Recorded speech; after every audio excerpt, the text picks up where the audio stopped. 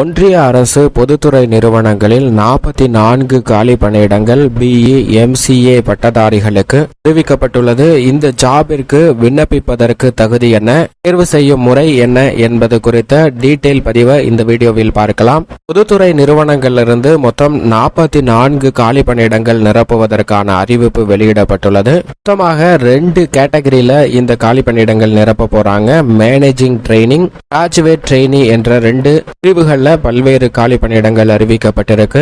Mines என்ற பிரிவில் மொத்தம் 13 காலி பணியிடங்கள் தான் நம்ம ஸ்கிரீன்ல பார்த்துட்டு இருக்கோம். இந்த பணியில் இணைவதற்கு BE BTech மைனிங் இன்ஜினியரிங் முடிச்சிருக்கணும் அப்படிங்கறத குறிப்பிட்டிருக்காங்க. மெக்கானிக்கல் பிரிவுல மொத்தம் 5 காலி பணியிடங்கள். BE பிரிவுல கல்வி தகுதியை பொறுத்த வரைக்கும் மெக்கானிக்கல் இன்ஜினியரிங் பாட பிரிவுல தேர்ச்சி பெற்றிருக்கணும் BE or BTech. எலக்ட்ரிக்கல் 4 காலி பணியிடங்களும், ப்ராசஸ் 3 காலி பணியிடங்களும் அறிவிக்கப்பட்டுள்ளது. இந்த பிரிவுகளுக்கு ஏற்றவாறு கல்வி தகுதி BE BTechல சம்பந்தப்பட்ட பாடப்பிரிவுல தேர்ச்சி பெற்றிருக்கணும் அப்படிங்கறத குறிப்பிட்டிருக்காங்க. வயது வரம்பை பொறுத்த வரைக்கும் 21/3/2024 தேதியின் அடிப்படையில் 30 வயதிற்குள் இருக்க வேண்டும்.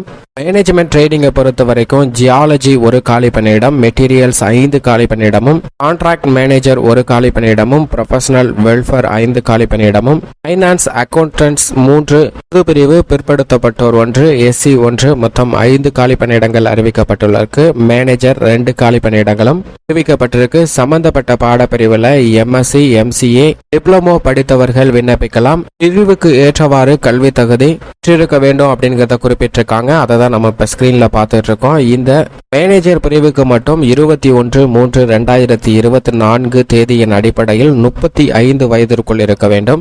எல்லா ஜாப் கேட்டகரிக்கும் 60% மதிப்பெண்ணுடன் தேர்ச்சி பெற்றிருக்கணும். வயது வரம்புலையும் தளர்வு அறிவிக்கப்பட்டிருக்கு. ST பிரிவினராக இருந்தா 5 வருடமும், OBC பிரிவினருக்கு 3 வருடமும் வயது வரம்புல தளர்வு அளிக்கப்பட்டிருக்கு.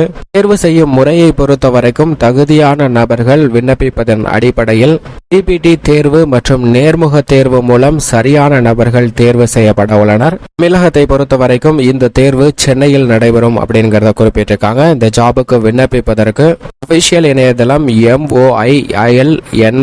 moilnic.in என்ற இணையதளத்தில் விண்ணப்பிக்க வேண்டும். விண்ணப்பிப்பதற்கு கடைசி நாள் மார்ச் 21.